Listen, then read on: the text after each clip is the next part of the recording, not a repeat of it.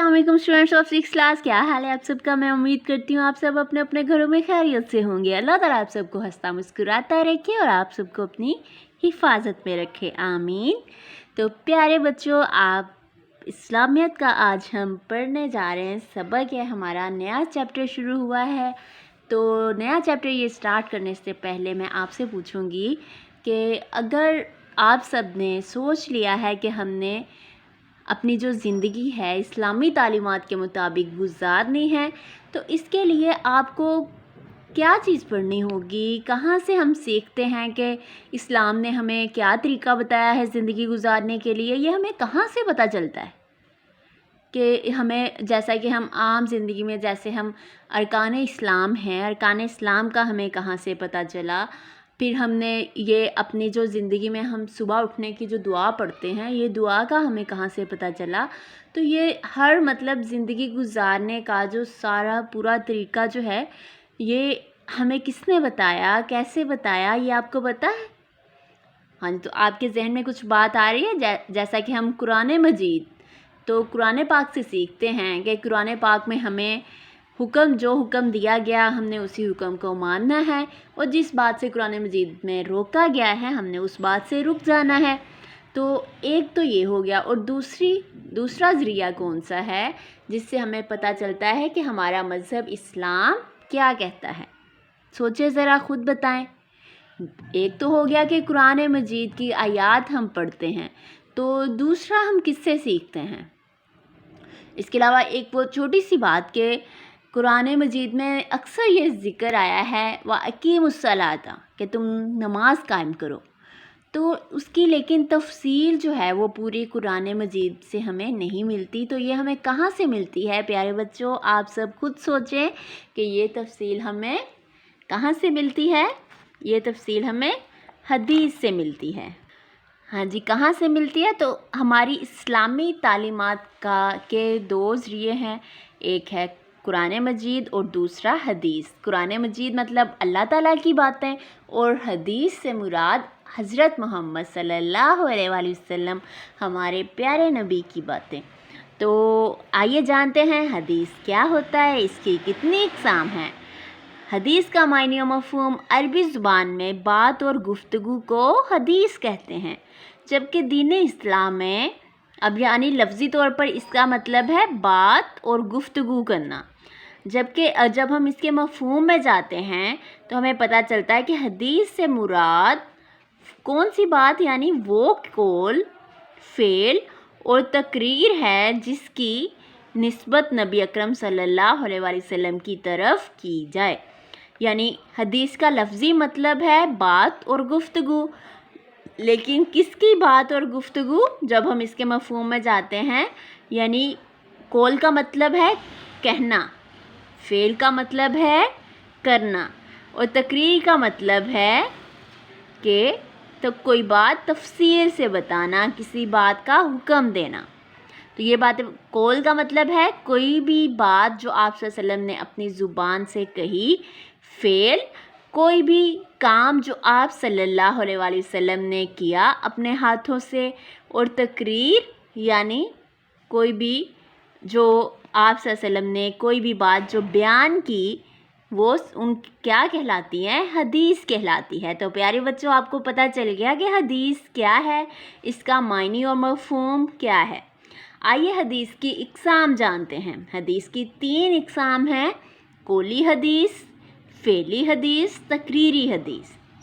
अब ये कौली हदीस क्या होता है? जैसा कि मैंने लफ्ज़ी तौर पर इसका मतलब बताया कि कोई बात कहना, मुँह से जब हम कोई भी बात कहते हैं, इरशाद करते हैं, तो कौल उसी को कहा जाता है। नबी अकरम सल्लल्लाहु अलैहि वसल्लम के इरशादात और अक़वाल को कौली हदीस कहा जाता है। जैसा कि आप सल्लल्लाहु अलैहि वसल्लम का इरशाद है, यानी अल्लाह ताला के नबी सल्लल्लाहु अलैहि वसल्लम ने ज़ुबान से ये बात कही, ये फरमान है उनका, इन्नमल अमालु बिन्नियाति।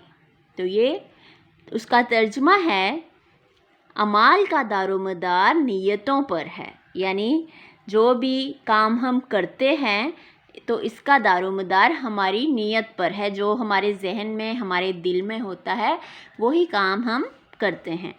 تو اس بات کا پتہ چل گیا کہ یہ حدیث کیونکہ آپ صلی اللہ علیہ وسلم نے ارشاد کی، آپ صلی اللہ علیہ وسلم کا فرمان ہے، تو اس لیے اس کو کہتے ہیں قولی حدیث۔ اس کے بعد آتے ہیں اسٹوڈنٹس فعلی حدیث۔ فعلی حدیث، فعل کا مطلب کیا ہوتا ہے؟ جیسا کہ ہم گرامر میں پڑھتے ہیں، فعل کا مطلب ہوتا ہے کوئی کام کرنا۔ کیا مطلب ہوتا ہے؟ کوئی کام کرنا۔ نبی اکرم صلی اللہ علیہ وسلم کے افعال یعنی نبی اکرم صلی اللہ علیہ وسلم کے کام، اور اعمال یعنی نبی اکرم صلی اللہ علیہ وسلم نے کوئی بھی کام جو کیا ہو کو فعلی حدیث کہا جاتا ہے۔ مثلا حدیث میں بیان کیا گیا ہے کہ آپ صلی اللہ علیہ وسلم بیٹھ کر پانی پیتے تھے، کھانا کھاتے وقت ایک ایک لقمہ اٹھاتے تھے، ٹھہر ٹھہر کر قرآن مجید کی تلاوت کرتے تھے، صاف ستھرا لباس پہنتے تھے اور ٹھہر ٹھہر کر بات کرتے تھے وغیرہ۔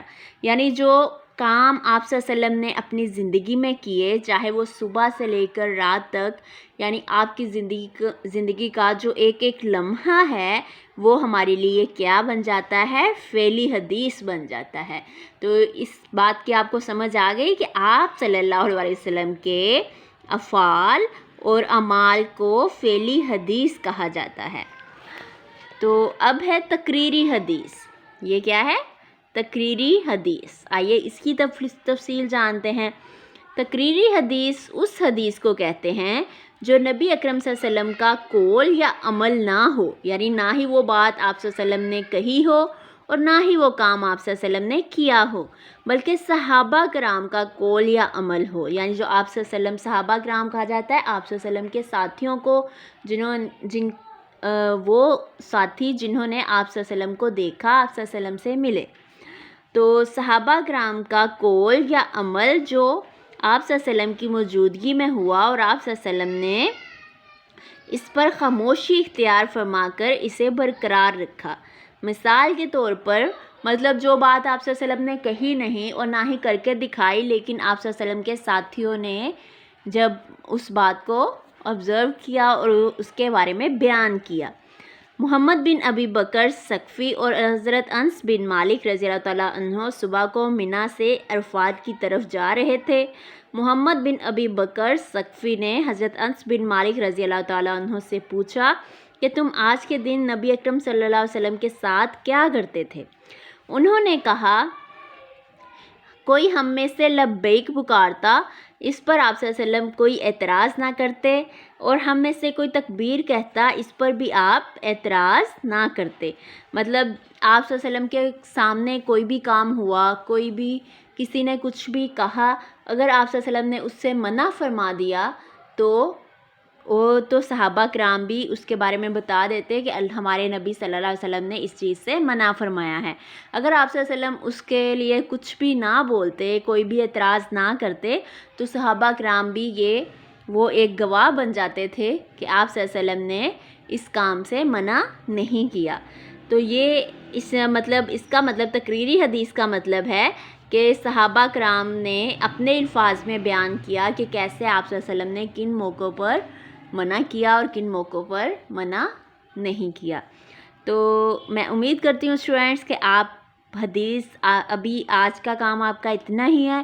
آپ نے حدیث کا معنی و مفہوم اچھے سے جاننا ہے کہ اس کا مطلب کیا ہے اور اس کی اقسام کون سی ہیں۔ قولی حدیث کس کو کہا جاتا ہے، فعلی حدیث اور تقریری حدیث کس کو کہا جاتا ہے۔ اب آپ کوئی بھی حدیث پڑھتے ہیں تو آپ کو اس فرق کا پتہ چل جانا چاہیے کہ یہ کون سی حدیث ہے، یہ قولی حدیث ہے، فعلی حدیث ہے یا تقریری حدیث ہے۔ تو میں یہ آپ سے پوچھ سکتی ہوں کہ آپ کوئی بھی حدیث پڑھ کے میں آپ سے یہ پوچھوں گی کہ آپ یہ بتائیں کہ یہ کون سی حدیث کی قسم ہے۔ میں امید کرتی ہوں آپ اس کو اچھے سے اس کی ریڈنگ کریں گے۔ اس کے بعد باقی کی ریڈنگ ہم نیکسٹ ویڈیو میں کریں گے۔ آپ سب اپنا اور اپنے گھر والوں کا خیال رکھیے گا۔ اللہ حافظ۔